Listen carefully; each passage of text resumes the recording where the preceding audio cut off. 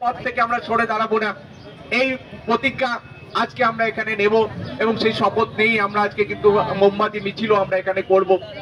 আর সকলে জানেন যে কিভাবে আজকে এই শুধুমাত্র আমাদের পশ্চিমবঙ্গ নয়, গোটা ভারতবর্ষ জুড়ে যেভাবে আজকে মহিলাদের উপরে অত্যাচার হচ্ছে, বিভিন্ন প্রতিষ্ঠানে বিভিন্ন সংগঠনের মধ্যেও আজকে আমরা দেখতে পাচ্ছি যেভাবে তারা পদদলিত হচ্ছে, যেভাবে ধর্ষিতা হচ্ছে, খুনের শিকার হচ্ছে, সেটা আজকে মানুষকে আমাদের জাগ্রত করে তুলছে। এবং এই অভয়ার ঘটনা যেভাবে গত বছর 14ই আগস্ট যে গণজাগরণ ঘটিয়েছিল, গোটা ভারতবর্ষের বুকে গোটা পশ্চিমবঙ্গ গোটা কলকাতা শহর তার সাক্ষী রয়েছে, যেভাবে যে গণজাগরণ ঘটেছিল তার সূত্র ধরেই আজকে কিন্তু আজও কিন্তু আমাদের মনে কিছু মানুষের মধ্যে হলেও আজকে কিন্তু জাগরিত রয়েছে।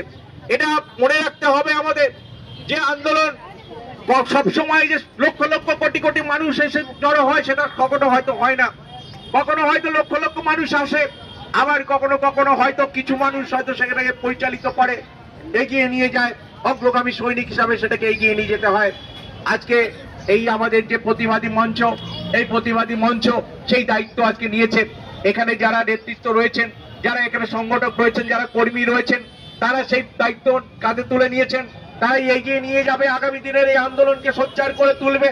এবং যেখানে নারীর উপরে অন্যায় হবে, যেখানেই অবিচার হবে, যেখানেই নারীর সম্মান পদদলিত হবে, সেখানেই কিন্তু এই ধরনের আজকে প্রতিবাদ চলবে এবং সেই প্রতিবাদের মধ্য দিয়ে একটা প্রতিরোধ গড়ে তুলতে হবে। এই জায়গাটা কিন্তু আমাদের মনে রাখতে হবে। এটা পরিষ্কার আমাদের চোখে আঙুল দিয়ে দেখিয়ে